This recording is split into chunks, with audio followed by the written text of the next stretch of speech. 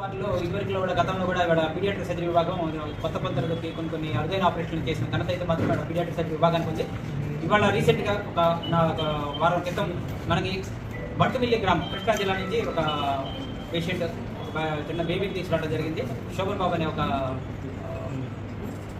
కడుపులో గడ్డ ఉంది కాబట్టి గవర్నమెంట్ హాస్పిటల్ గుంటూరు పంపించమని ఇక్కడ పంపించడం జరిగింది. ఆ టైంలో నా దగ్గరకు వచ్చినప్పుడు నేను వెంటనే పీడియాట్రిక్ సర్జరీ విభాగాధిపతి నా క్లోజ్ ఫ్రెండ్ నా క్లాస్మేట్ అయిన భాస్కర్ గారికి తెలియజేయడం జరిగింది. భాస్కర్ వెంటనే కేసుని అడ్మిట్ చేసి వివిధ పరీక్షలు చేశారు.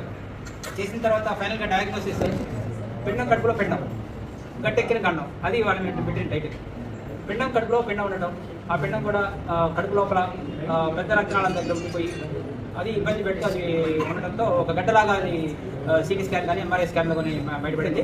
దాన్ని ఎలా గండం కట్టించాలనేటప్పుడు మాకు ఇక్కడ మిత్రుడు పీడియాట్రిక్ సర్జరీ విభాగాధిపతి శ్రీ భాస్కరరావు గారు ఒక అరుదైన ఆపరేషన్ చేసి ఒక సంక్లిష్టమైన ఆపరేషన్ చేసి మధ్య విభాగం అడ్మిట్ అయిందండి మన హాస్పిటల్లో. అది పీడియాట్రిక్స్ డిపార్ట్మెంట్ అడ్మిట్ అయిన తర్వాత వాళ్ళు మాకు రిపోర్ట్ పెట్టారు. అది నేను చూశాను. నేను చూసిన తర్వాత ఇక ఇది ఆపరేషన్ కేసు కాబట్టి నేను రకరకాల పరీక్షలు సిటీ స్కాన్ అల్ట్రాసౌండ్ ఇవి చేశాను. మనకి అంటే వాళ్ళు చెప్పింది ఏంటంటే నీళ్ళ సంచిన ఒకసారి కామన్ ట్యూమర్లు ఒకసారి ఇచ్చారు. అయితే మీకు క్లారిటీ అయితే ఎక్కడ దొరకల, అంత క్లారిటీ లేదు. అయితే ఒక విషయం ఏంటంటే ఇది రక్తనాళాలు మేజర్ రక్తనాళాలు చుట్టేసుకొని ఉన్నది అని ఇచ్చారు. అట్లాగే మనం ఆపరేషన్ కూడా ఒక డిలే అవుతా ఉంది. ఎందుకు డిలే అవుతుందంటే ప్రతిసారి మనం ఆపరేషన్ పోస్ట్ చేస్తున్నాము జలుబు దగ్గు వస్తుంది, పోస్ట్ చేస్తున్నాము జలుబు దగ్గు వస్తుంది, ఇట్లా ఉంది. మొత్తం మీద ఫైనల్గా సర్జరీ చేశాము. సర్జరీలో ఫైండింగ్స్ ఏమంటే అది ఒక పెద్ద మాస్ అంటే ఒక గడ్డలాగా ఈ అయోర్టా అంటాం, అంటే మేజర్ రక్తనాళం అనమాట.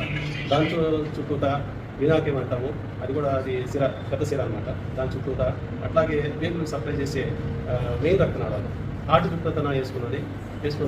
మేము ముందు వెళ్ళేటప్పుడే మాకు అంత రిక్రోపేరెట్ అంటే స్పైన్కి ఇది వెన్నుపూసకు దగ్గరలో ఉన్నది ఈ మాస్. అసలు దీని నుంచి బయటపడతామా లేదని మాకు కూడా కొంత భయంగానే ఉంది, ఆందోళనగానే ఉంది. అసలు మనం తీయగలమా లేదా కంప్లీట్గా నేను వెళ్ళాము. ఫైనల్గా సక్సెస్ఫుల్గా అంటే ఏం అక్కర్లేదమ్మా, భాస్కర్రావు గారి దగ్గర నేను పంపిస్తాను. నీకు ఏదైనా ఇన్ కేసు ప్రాబ్లం అయితే కనుక నా దగ్గరికి రా, నీకు ట్రీట్మెంట్ పిల్లడి గురించి అంటున్నావు కాబట్టి బాగానే ఉంటుందని చెప్పని పంపించారు.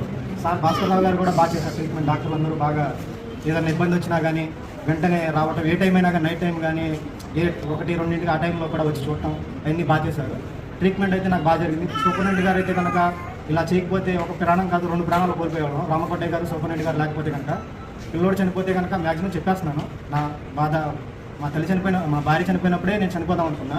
బాబు ఉన్నాడు, మళ్ళీ తర్వాత ఎలా ఉంటుంది ఏంటని చెప్పి బాబు కోసం బతికాను. ఇప్పుడు ఇక్కడికి వచ్చిన తర్వాత ఒక ప్రాణాన్ని కాపాడి 2 ప్రాణాలు కాపాడారు. మీకు రామకోటయ్య గారికి ఇద్దరికి నమస్కారం సార్, మీ డాక్టర్లకు కూడా. మిమ్మల్ని మాత్రం నేను జీవితంలో మర్చిపోతాను సార్.